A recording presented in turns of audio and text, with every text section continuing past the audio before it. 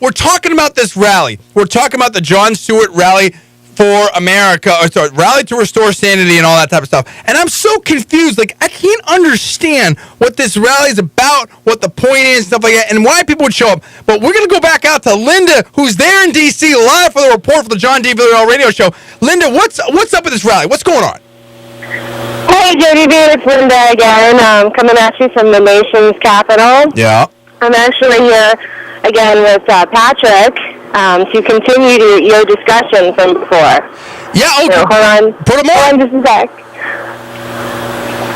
Hello. Hey, Patrick, so now what's going on? I guess Jon Stewart just took the stage and he was doing some kind of skit or something. That's what Paul told us. I mean, have you gotten any more... So what happened with that, number one? And number two, I want to know, have you gotten any more information from folks as to, like, what this whole thing is about?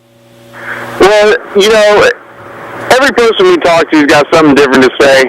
Like I said earlier, there are people coming from different angles, different age groups, different backgrounds. We've seen some young people here with some signs talking about marijuana legalization. Yeah. We've seen some old people walking around, senior citizens for sanity. So, you know, there's a big group of people. It's not exactly tightly focused, like I think some people were thinking it was going to be. Yeah. So it's hard to say. And we've been talking to some people so much. I don't have much to say about what Stewart was going on. Right. What Stewart had going on, because we were unfortunately not close enough, and we were just talking to a lot of people. Well, see, here's my question, and we've been going after this on previous segments, and we just went off. You know, it's the rally to restore sanity. But my question is, sanity from what? Like, where's the insanity? Is the insanity because the rally's in D.C. and the people in power is Obama and all the liberals with Harry Reid and Nancy Pelosi? So is it a rally to restore sanity from them? Is he backing Republicans? Is it against Glenn Beck and Sarah Palin? Like, where is the insanity and what is this sanity, quote unquote, that he's proposing? That's what I just don't get. Well, the sanity that Jon Stewart specifically is trying to restore is sanity among people, being able to recognize, we're all from the same country, and though we have different backgrounds and different views on how we should proceed with our government, we're not enemies. We're still Americans when it all comes to the end, and we need to be nice to each other. And we're not enemies. I think he's trying to reduce the rhetoric, which, unfortunately, it seems counterproductive to throw a rally to reduce the sort of, poisonous rhetoric that's being flung back and forth. But that's what he's thinking. Well, that's what he's saying, right? It is kind of silly when you're a comedian and you have as your sidekick someone who basically spoofs Bill O'Reilly and spoofs the right, and they both act a little bit sort of comical and extreme to be entertaining. I'm not saying that they're extreme people, but look, that's part of entertainment. You need to grab audience. You need to do some different things. Maybe sort of a quote unquote shock jock on TV. I'm not saying that this is Keith Olbermann or anything like that, and he's punked Olbermann very effectively and very funny. But, I don't get... See, nobody knows. We can't get anybody to call up here at 866-770-5556 and tell me what is the point of this rally, what is the insanity that we are rallying against, and all that. I mean, people sort of like Stewart, and there's some nice people there, and everyone's doing in costumes, everything. I don't understand it. It seems very strange. The thing with Stewart, he's coming from an angle that he's looking for responsibility probably within the media. He's from where he stands from with comedy. It's not good comedy unless it's true. So he says he's not a journalist, but he has to use journalistic practices, because if he's trying to make a joke and the reason behind the joke, the punchline, doesn't come from truth, then A, it's not funny, and B, he's completely untalented. But we all know he's talented, so through comedy, he's actually upholding some journalistic practices and standards that he feels like the real media are forgetting. They're throwing by the wayside in the interest of, instigating some kind of fight and raising the rhetoric and not really reporting the truth, and being being nice to one another in the end. But here's what's funny about that, Patrick, and I don't know if you can comment on this or not, but it's like, okay, So we have this rally to restore sanity, and Jon Stewart just wants the media to report the truth and be nice to everybody and all that type of stuff. But number one, they have more media credentials there than in any of the other rallies. I heard that there was 1,000 requests for media credentials. They granted 400 or 450. I mean, that is unbelievable. You've got Oprah Winfrey behind this, President Obama behind this, MTV behind this, Colbert, Comedy Central, and Jon Stewart behind this. You have all these people coming in there. So the media's all behind him. So it's like he is the media. So that's kind of weird. Like, why do you want the media to change when you are the media and everyone's behind you? That's kind of strange. And if he is the media, but what he's coming from is not from a strictly, I'm a journalist, I'm here to report the news, but in the reason of raising ratings, I'm going to kind of sensationalize it to forward my point. He's coming from a comedy perspective.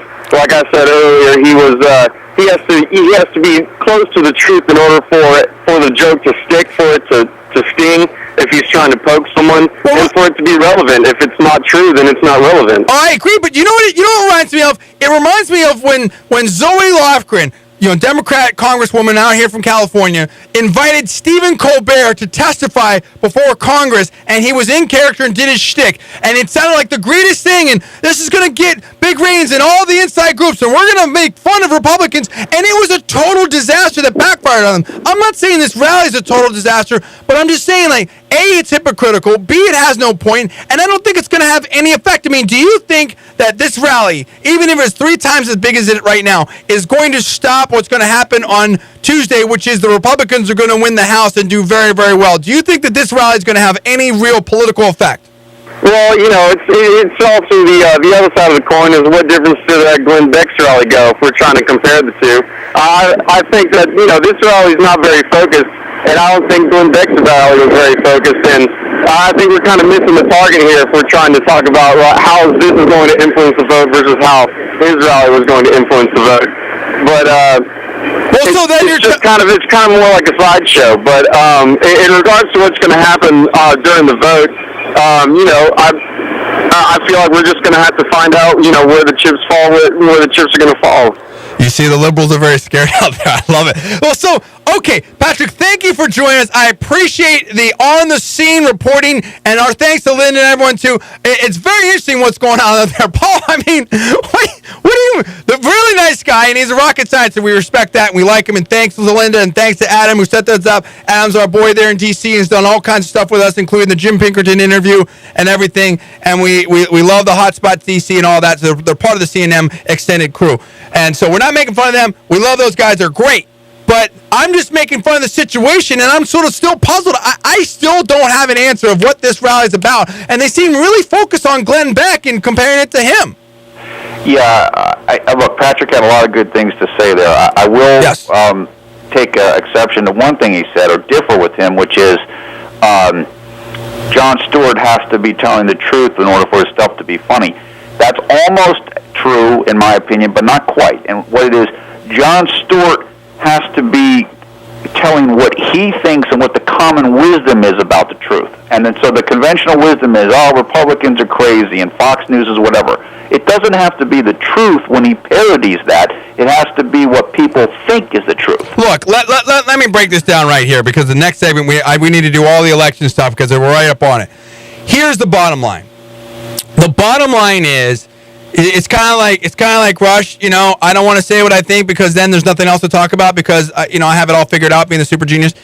This was a rally that was a response to Sarah Palin and Glenn Beck. That the Glenn Beck and Sarah Palin, they thought they were clowns, and they've been trying to marginalize them both for years. And here it comes. The one thing that the left loves to have is images, and they love to organize, and they love the big protests. These are the people that grew up in the counterculture 60s with the massive protests, and they took down Nixon with the protests, all that type of stuff, and now they're all in media, so it's all about images, and they never, ever expected Glenn Beck and Sarah Palin to have that kind of massive protest. And it scared the bejesus out of them, in my personal opinion, and it looked like Beck had too much power. You couldn't make fun of him anymore when you had 300 to 500,000 or more people show up there on the mall, especially when they tried to do it again with the One Nation rally, and it fell apart. So that, number one, scared them about who has the juice, especially when they are pretty much competitors over there on Fox News. So you have proxy wars both in media between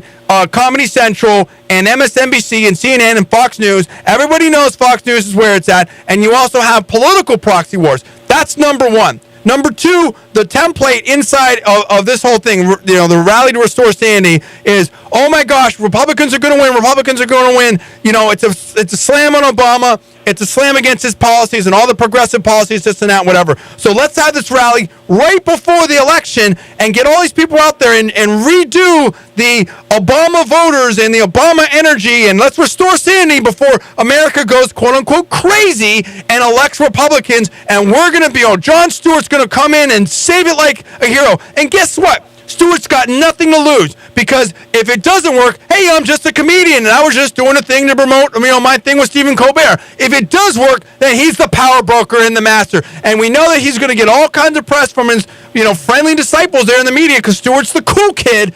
And the thing of it is along the way to this little happy party, nobody really figured out that this thing is so hypocritical in about 3 or 4 or 5 different ways, number one. Number two, there's no real point to it. And number three, going back to point number one, the bottom line is, who is in power, both in the media and in the White House and in the Congress? It's all liberals.